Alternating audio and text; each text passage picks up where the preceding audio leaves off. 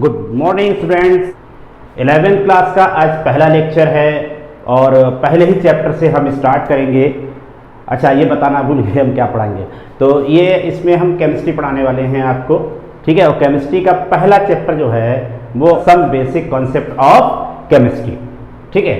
अब some basic concept of chemistry में पढ़ते हैं। देखिए, पहली बात तो ये है कि आप अपने माइंड से एक चीज़ निकाल दीजिए कि केमिस्ट्री टफ होती है। केमिस्ट्री टफ नहीं होती है, बल्कि आप उसको उस तरीके से पढ़ते नहीं हैं, तो इसलिए ये आपको टफ लगेगी। तो आपको करना क्या है कि जितना पढ़ाया जाए उतना पढ़ते रहना है। तो केमिस्ट्री हमने बोर्ड पे लिख रखा है। अब सब बेसिक आप कॉन्सेप्ट की बात करें तो थोड़ा सा हम इसके बारे में जान लें। देखिए, पहले ये कहा जाता है, अक्सर ये आपने सुना होगा कि केमिस्ट्री सब्जेक्ट बड़ा बेवफा है, रात भर पढ़ा सुबह सफा है। तो भैया मेरे, ये सफ़ा है बेवफा है, ये तो है ही। आप सभी लोग, जितने भी लोग हैं, शादी ब्याह बारातों में तो जरूर गए होंगे, वहाँ पर आप देखते होंगे। खैर, मेल तो ये है कि सूट बूट पहन लेता है, थोड़ा सा हल्के फुल्की क्रीम व्रीम लगा ली, सेविंग कर ली, बस इतना बहुत हो गया। लेकिन फीमेल्स पता है क्या करती हैं? फीमेल्स की शादी में जाने के लिए वो घंटों तैयार होती हैं, तो कहीं तैयार हो पाती हैं जाकर के। उसके बाद भी अरे चल रहे हैं, रुको चल रहे हैं, ये दुनिया भर की नौटंकी होती रहती है। क्यों ऐसा होता है? आपकी शादी में जो आप जाइए तो देखिए कि पहचान नहीं पाएंगे। भाई, दिन में अगर उसको देखा होगा आपने कि वो लड़की काली है, और शादी में देखेंगे तो बहुत उससे ज़्यादा गोरा कोई नज़र नहीं आएगा। ये सब किसका कमाल है? ये सब केमिस्ट्री कमाल है। अब ऐसे मौके पे सोचो कि अगर बारिश हो जाए, बारिश अगर हो गई तो असलियत बाहर आ जाएगी। जो नहीं जानता होगा वो भी जान जाएगा। तो केमिस्ट्री धोखेबाज तो है ही, बेवफा तो है ही, क्योंकि काले को गोरा कर देती है, ठीक। तो ये हाँ, गर्मी में इसलिए नहीं रखते, बात सही है। गर्मियों में प्रॉब्लम लेडीज को ज़्यादा होती, ज़्यादा गर्मी में अच्छी नहीं रहती, ये होता है वो होता है, दुनिया भर की बातें बता दी जाएंगी। क्यों? और मेन बात नहीं बताएंगे कि हमारा जो मेकअप है वो खराब हो जाएगा गर्मी के मौसम, पसीना आएगा, बेकार आएगा, सब निशान बन जाएंगे। तो इसलिए ये सब गर्मी में नहीं रखा है। किसी को बताना नहीं, ये बात हमने बता दी आपको। चलिए देखो, ये जो मेकअप वगैरह का जितना सामान होता है वो सब क्या होते हैं? वो सब केमिकल्स होते हैं, सभी केमिकल्स होते हैं। तो आइए हम देखते हैं कि केमिकल्स के बारे में क्या क्या आप इस्तेमाल करते हैं इसमें। अब काले रंग से गोरा होने के लिए तो ढेर सारे केमिकल्स की जरूरत पड़ती है। मेकअप के सामान में क्या क्या आता है? Lipstick, cream, powder, face wash, साबुन भी आता है, जी हाँ। और डिफरेंट टाइप्स की क्रीम तो होती हैं जो चेहरे पे लगाई जाती हैं। कुछ लोग कहते हैं भाई कलर भी आते हैं डिफरेंट टाइप्स के, तो होता है, तो ये तो सब होता ही है, ठीक है। तो अब ये तो यूज़ हुआ ही। इसके अलावा जैसे मेल में मेल में क्या क्या इस्तेमाल करते हैं? तो बूट पॉलिश वगैरह होती है, ये सब इस्तेमाल करते हैं। इसके अलावा अरे आजकल तो हम सैनिटाइजर बहुत यूज़ कर रहे हैं, ये मेकअप में नहीं है, ये सैनिटाइजर भी बहुत यूज़ कर रहे हैं, तो ये भी केमिकल्स है।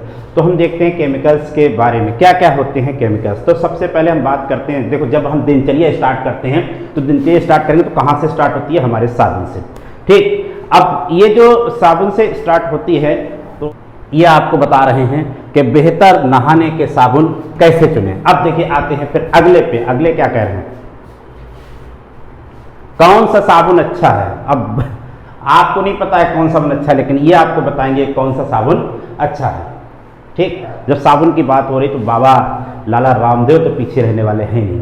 तो उन्होंने भी देखिए क्या निकाला, ये देखिए, मुल्तानी मिट्टी साबुन का सच। इसके बाद साबुन के बाद हम यूज़ करते हैं जैसे टूथपेस्ट वगैरह। तो टूथपेस्ट के बारे में देखिए क्या कहा गया है टूथपेस्ट के बारे में। कौन सा टूथपेस्ट है आपके लिए बेस्ट? कौन सा टूथपेस्ट है आपके लिए बेस्ट? तो आपको नहीं पता कि कौन सा टूथपेस्ट आपके लिए है बेस्ट, ये बता रहे हैं कौन सा बेस्ट है, ठीक है। शैम्पू में देखिए क्या कह रहे हैं, 99% लोग जो हैं बन रहे हैं बेवकूफ़। अरे भैया मेरे, सोच समझ कर चुनाव करिए, बेवकूफ़ कहाँ बन रहे हैं? जब अपने को ज़्यादा स्मार्ट दिखाने की कोशिश करेंगे तो बेवकूफ़ तो बनेंगे ही। आप अरे यार हटाओ भैया इन सबको। हमारे स्टूडेंट कहेंगे सर तो शैम्पू बेचने लगे साबुन शैम्पू नहीं बेच नहीं रहे हैं, हम ये बता रहे हैं कि केमिकल्स कहाँ कहाँ यूज़ होते हैं, किस जगह पे यूज़ होते हैं। अब देखिए अगला, लाला रामदेव भी यहाँ भी पीछे नहीं रहे।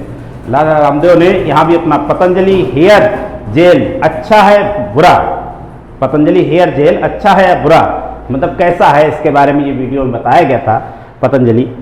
खैर वो तो आप ही इस्तेमाल करेंगे, आप बताएंगे कि अच्छा है या बुरा है, उससे हमें कोई मतलब नहीं है। केवल हमारा मतलब ये केमिकल्स कहाँ कहाँ यूज हो सकते हैं। इसको भी हटाओ। अब देखो इनको बताओ, ये देखो शैम्पू का कमाल, कितने घने और लंबे बाल, वाह क्या बात है, मतलब लिखते ही बहुत बेहतरीन है। अब हम इन सब की बात कर लें तो इन सब में भी क्या है, केमिकल। हमने पहले मेकअप की बात की, उसमें भी क्या थे, केमिकल्स थे। इसमें बात की तो क्या थे, केमिकल्स थे। अब ये और भी देखते हैं। लो भैया, क्लीनर भी पीछे रहने वाले नहीं थे, इनको भी देख लो क्या कह रहे हैं, कंफ्यूज्ड, मतलब कौन सा इस्तेमाल करें। तो भैया ये बता रहे हैं कि सबसे अच्छा और सबसे सस्ता लो क्लीनर, यानी सबसे अच्छा भी हो और सस्ता भी हो, लेकिन बना तो केमिकल से ही है। उसके बाद हटाओ यार, अब इसको भी हटाओ भैया, इसको भी हटा दो, ठीक।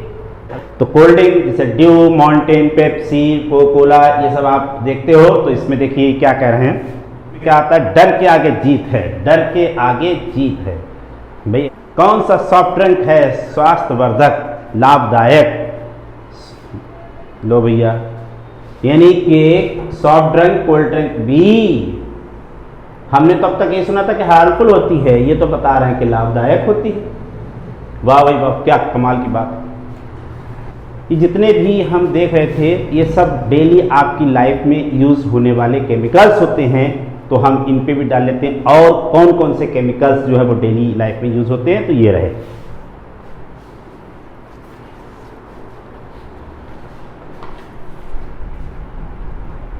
आजकल हम क्या इस्तेमाल करते हैं, बहुत ज़्यादा इस्तेमाल करते हैं, क्या चीज़, सैनिटाइजर। सैनिटाइजर क्या है, केमिकल्स है।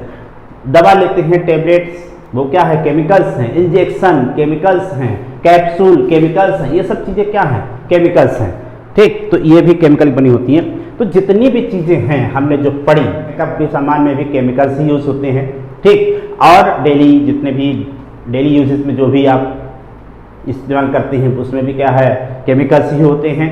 और इसके अलावा जो हमने बताया, किसमें, चाहे आपका सैनिटाइजर हो, इंजेक्शन हो, कैप्सूल हो, टेबलेट्स हो, इनमें भी केमिकल्स ही यूज होते हैं। और भी बहुत से क्षेत्र हैं जहाँ ये केमिस्ट्री, इन्हीं केमिकल्स यूज होते हैं।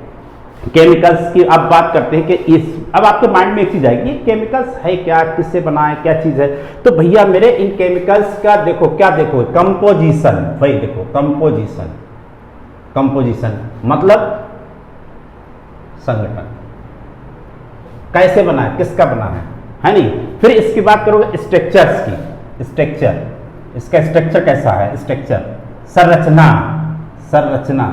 अब बात स्ट्रक्चर की करेंगे, संरचना की करेंगे, तो भाई एक चीज और भी, तो इसकी प्रॉपर्टी कैसी होना चाहिए। मान लो तुम ले आए मेकअप का सामान लगाया है और उसकी प्रॉपर्टी ऐसी है कि काले से गोरे बजाय और काला कर दे, स्किन बेकार कर दे, हार्मफुल इफेक्ट डाले, तो ये ढेर सारी चीजें होती है। तो प्रॉपर्टी भी उसकी जानना जरूरी है। जैसे सोप ही है, अगर साबुन आप इस्तेमाल कर रहे हैं, मान लो आपको नुकसान पहुंचा रहा है, कोई भी हो सकता है, कोल्ड ड्रिंक आप पी रहे हैं, नुकसान कर रही है, तो इसकी प्रॉपर्टी कैसी है, तो ये इतनी चीजें हम इसमें पढ़ते हैं। तो ये सब इसकी स्टडी, ये किस में आता है, केमिस्ट्री में। तो हमें इस सब की चीजों के बारे में क्या क्या पता होना चाहिए, कंपोजिशन, स्ट्रक्चर और प्रॉपर्टीज। तो इसी की जो स्टडी है उसी को क्या कहते हैं, केमिस्ट्री कहते हैं। केमिस्ट्री हिंदी में कहते हैं रसायन विज्ञान, रसायन विज्ञान। तो उम्मीद करते हैं अब आपको थोड़ा समझ में आया होगा कि क्या होती है केमिस्ट्री।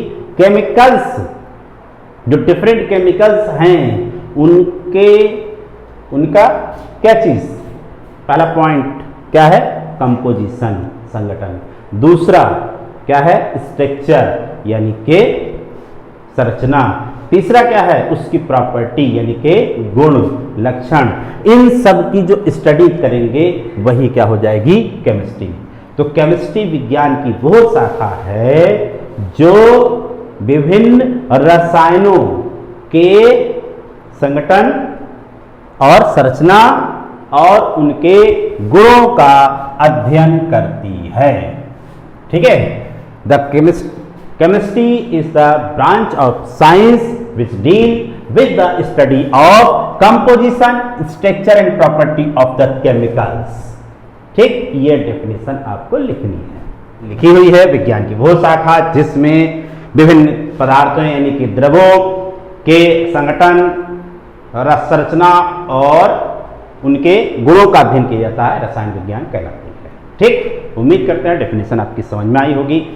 अब इसके बाद बात टर्म जो आपको मिला विभिन्न पदार्थ, ये पदार्थ क्या है, द्रव्य क्या है, मैटर, इसको इंग्लिश में कहते हैं मैटर, द्रव्य हिंदी में कहते हैं द्रव्य, ये ध्यान रखना।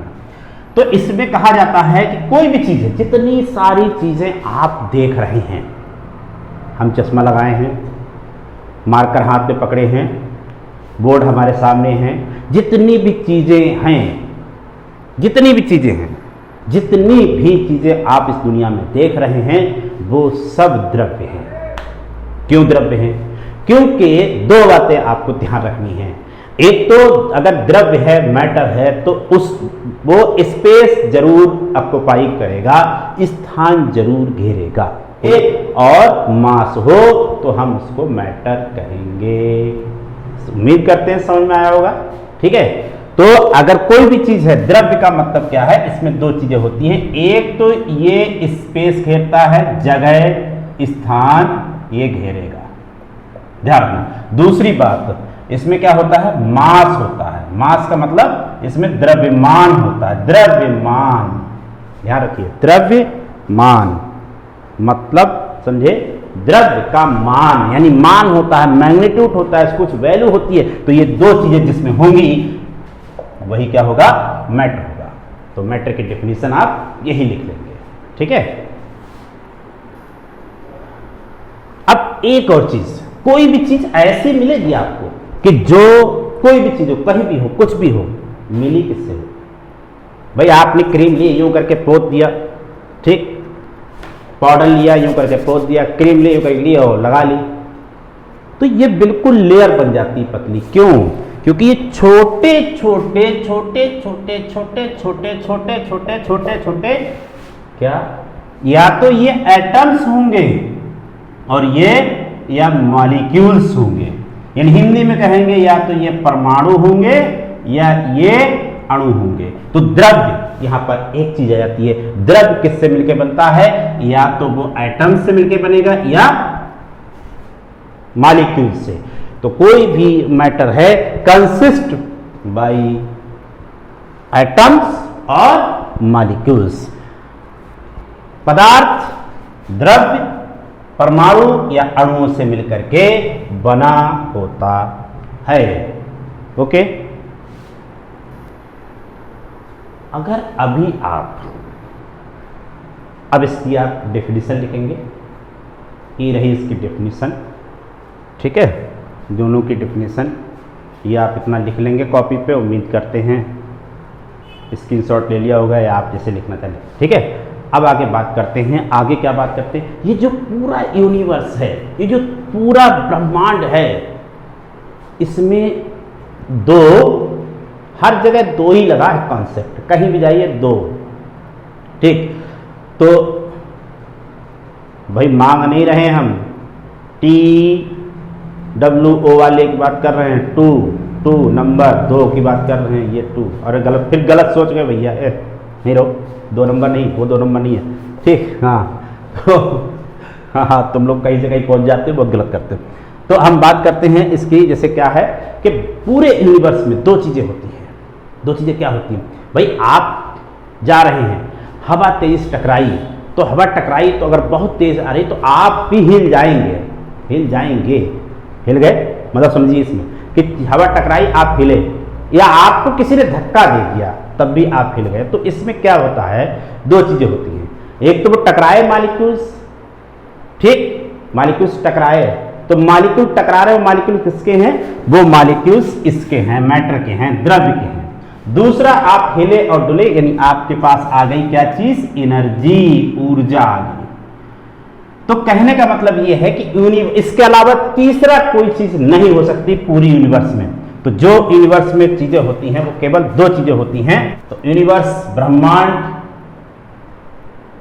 यूनिवर्स में दो चीजें होती हैं, एक तो मैटर, बहुत ध्यान से पढ़ना है आपको भैया। एक तो मैटर और दूसरा क्या होता है, एनर्जी। एनर्जी यानी द्रव्य और ऊर्जा, ये दो चीजें, बिल्कुल ठीक है। तो इसका एग्जाम्पल एक बहुत बेहतरीन है भी, लेकिन वो अभी हम आपको नहीं बता रहे हैं। तो हमने आपको एक बता दिया, कहीं भी जाइए कुछ भी है तो आप इन दोनों चीज़ों से आपकी मुलाकात जरूर होगी। एक चीज़ बताएं, अगर ये दोनों चीज़ें आपके पास हैं तो आपको दुनिया बड़ी इज्जत देगी, और इनमें से एक भी चीज़ कम है तो दुनिया इज्जत नहीं देने वाली है। हाँ, एक चीज़ और भी है, दोनों बैलेंस होना चाहिए। हमने कहा था कम है, दोनों बैलेंस होना चाहिए। अगर दोनों का आपने बैलेंस बना लिया तो आपको दुनिया में बहुत इज्जत मिलने वाली है।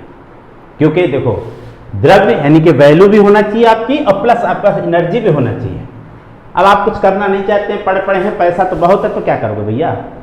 हैं, जो जरूरत वाले काम हैं, रोजमर्रा के एक्टिविटीज़ हैं, वो कोई पड़ोसी तुम्हारा नहीं कर देगा, कोई पैसा लेके नहीं कर देगा, वो तुम्हें ही करना पड़ेगा। तो एनर्जी होना भी जरूरी है, ठीक है। और एनर्जी लेने के लिए पैसा जरूरी, तो दोनों चीज़ों का बैलेंस होना बहुत जरूरी होता है। अगर एक भी चीज़ कम है तो ये नहीं होता, ठीक। अब बात करते हैं, मैटर हम पढ़ ही रहे थे, डेफिनेशन हम लिख चुके हैं, तो अब बात करते हैं कि इसकी क्लासिफिकेशन की।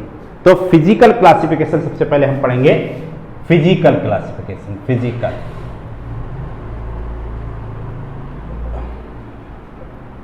भौतिक वर्गीकरण।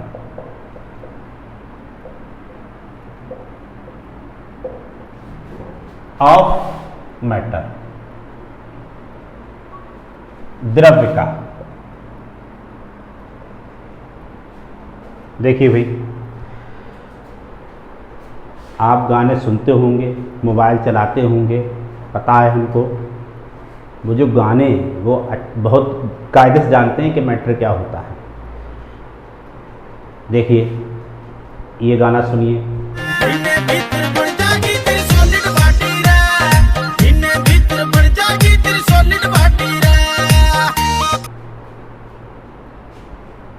भैया इसके बाद ये भी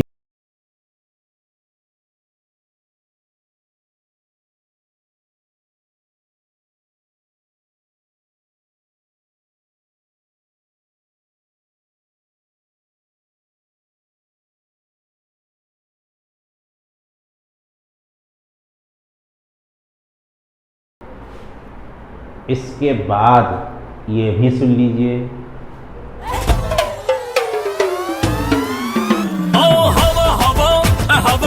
मुझको उड़ा ले। इन तीनों से क्या पता चला? पहले में सॉलिड, दूसरा पानी, तीसरा हवा।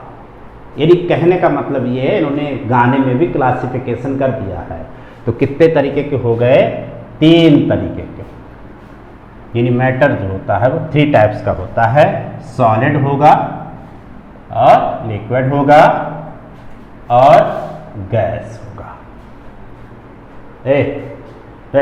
बहुत गलत, बहुत गलत आंसर दे रहे भैया।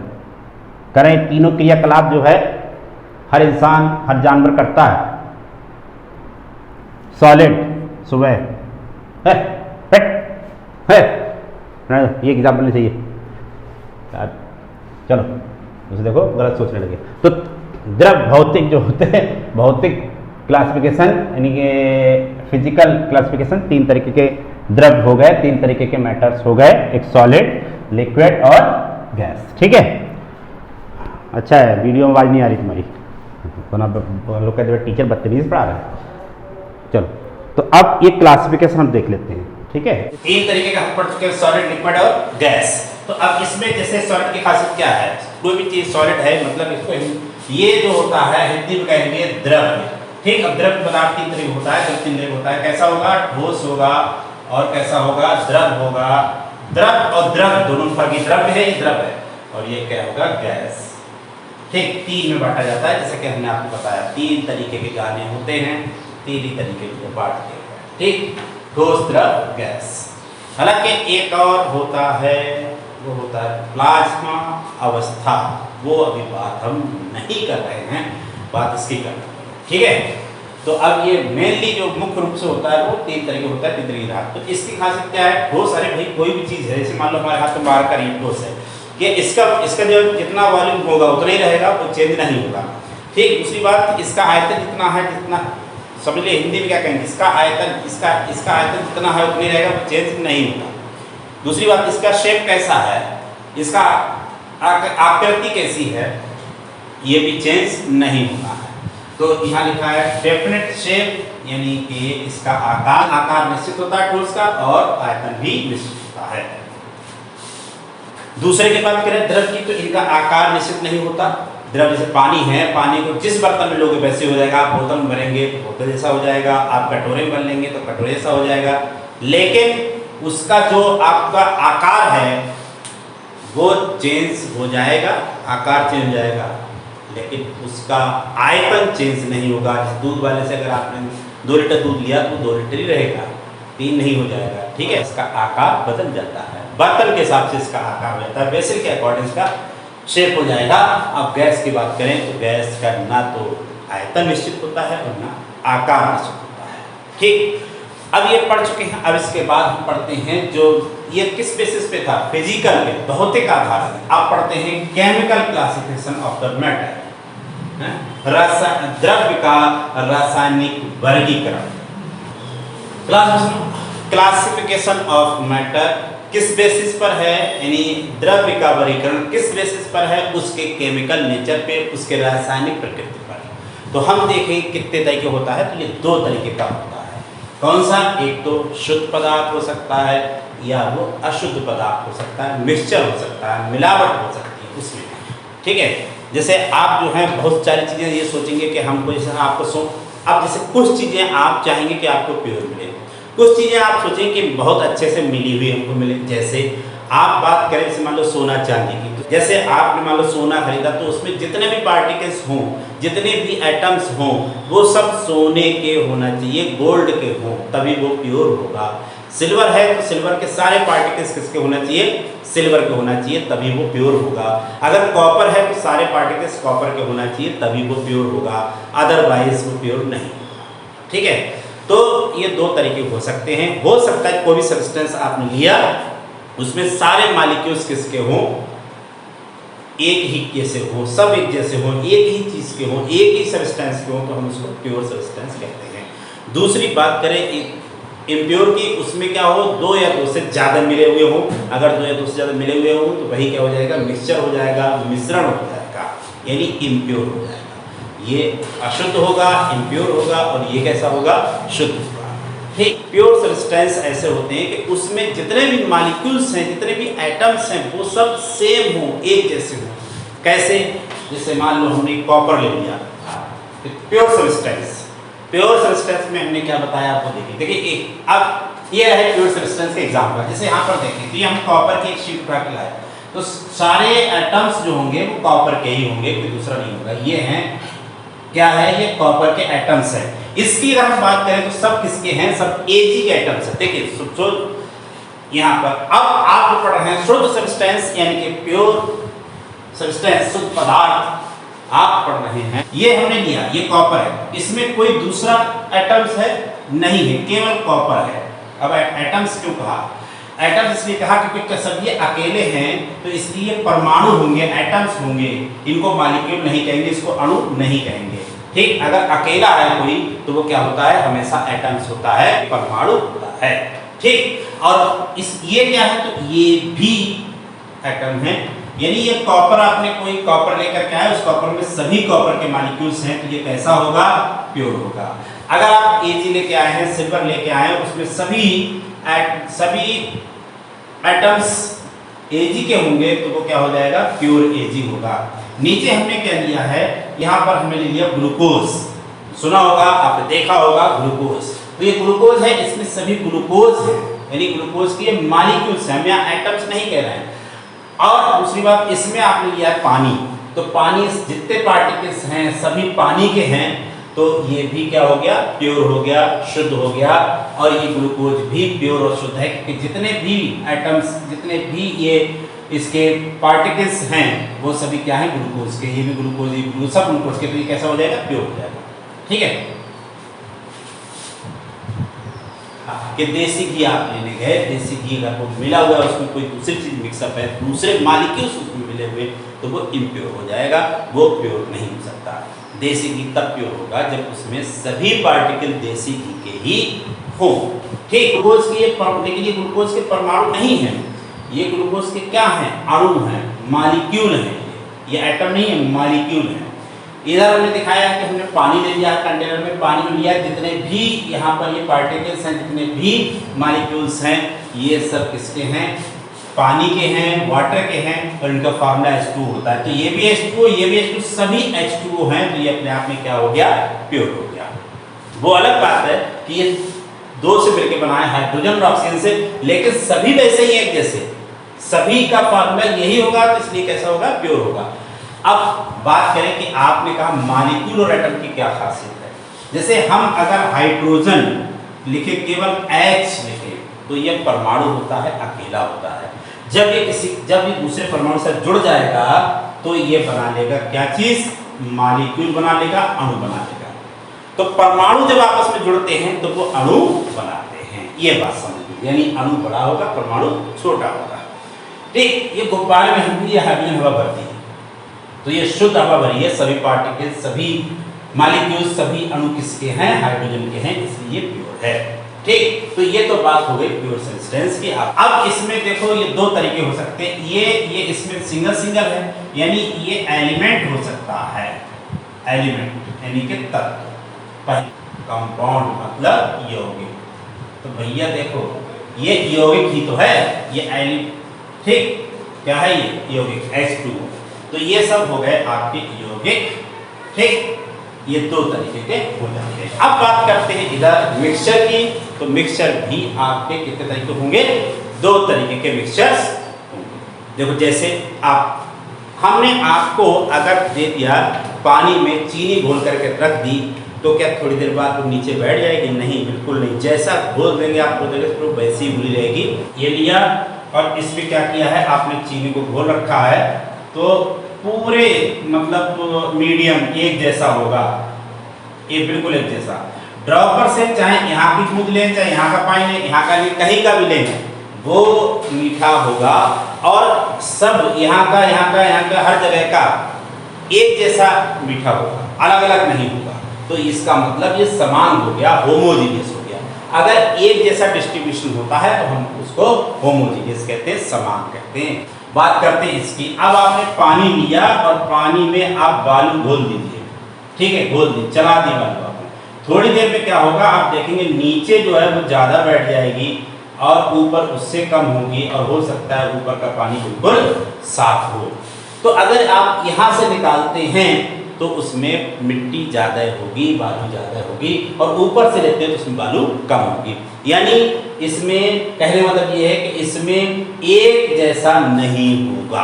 आप घोल देंगे, थोड़ी देर फिर बैठ जाएगी, एक जैसा नहीं रहेगा। नीचे बालू ज़्यादा होगी, पानी कम, ऊपर पानी ज़्यादा होगा, बालू कम। इसलिए इसको कहते हैं विस्मांग या हेट्रोजीनियस, डिफरेंट है, हेट्रोजीनियस। ठीक है, तो इसकी स्टडी हम बाद में करेंगे। आइए देखते हैं, आगे पढ़ते हैं।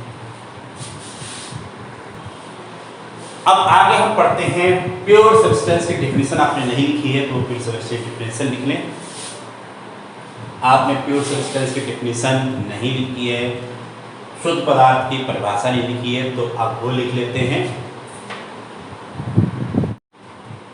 तो शुद्ध पदार्थ क्या होते हैं, ऐसे पदार्थ जो एक ही प्रकार के अणुओं या परमाणु से मिलकर बने होते हैं, उन्हें शुद्ध पदार्थ कहते हैं। ये आप जो है पढ़ चुके हैं, अच्छे समझ चुके हैं।